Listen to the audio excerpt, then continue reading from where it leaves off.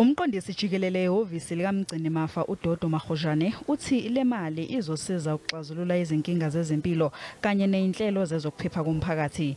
Umnotho uthi isivumelwano esenziwe yibhange lomhlaba sokuboleka imali elakuleli singabonakala njengophawu lokuthi umnotho waseNingizimu Afrika uyethembisa. The World Bank is also signaling that it believes South Africa and its new finance minister in particular will pursue a consolidated fiscal path over the coming years.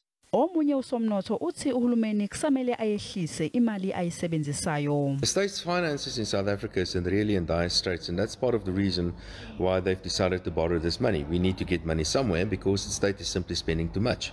And I do know this money is intended to be used for COVID reasons, but the reality also is that once money falls into a big pot, it can be used for anything else basically. Kusenjalo iqembu iEFF lisigxekile lesisinyathelo kanti libhalele ungqongqoshe wezemali ukuthi achaze kabanzi ngembandela yalesi sivumelwano.